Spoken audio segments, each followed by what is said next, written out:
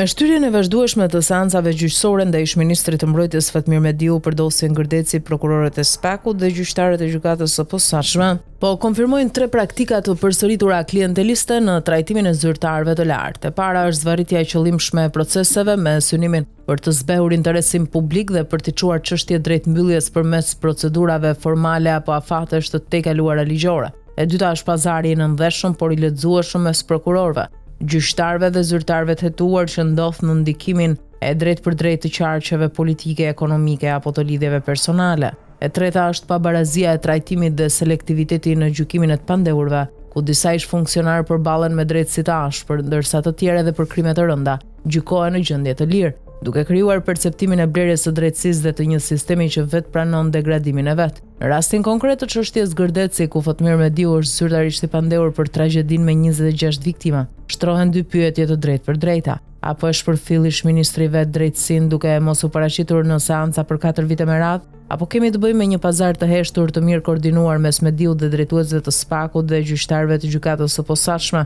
për ta zvarritur pafund procesin deri në pikën e mbylljes së tij pa dënim? Nëse këto dyshime nuk qëndrojnë, drejtuesit e SPAK-ut dhe GKK-s janë të detyruar të sqarojnë publikisht përse procesi ndaj Fatmir Mediut po zvarritet për 4 vite me radhë, me një numër të paprecedent seancash të shtyra dhe me të njëjtin justifikim, mungesën e të pandehurit. Sipas kodit procedurës penale, nëse një i pandehur shmang gjykimin me justifikime subjektive, ai duhet të sillet me forcë në seancë pas herës së tretë. Nëse ai nuk gjendet, gjykimi zhvillohet në mungesë me avokat mbrojtës të caktuar nga gjykata. Nëse mungon edhe avokati, prokurorët janë të detyruar të kërkojnë emërimin kryesisht të një mbrojtësi. Por në realitet Fatmir Mediu as nuk është fshehur, as nuk është i sëmur, as në pamundësi për të marrë pjesë. Madje në të paktën 7 raste ai është shfaqur publikisht në konferenca mbi sigurinë kombëtare dhe luftën kundër krimit për krah drejtuesve të SPAK-ut, GKK-s, Shishit dhe Policisë së Shtetit. Pra një i pandehur për një dosje të bujshme me 26 viktima që del në panele për të predikuar barazim para ligjit, ndërkohë që procesi i tij ligjor shtyhet pafund nga të njëjtat institucione që duar trokasin fjalimet e tij,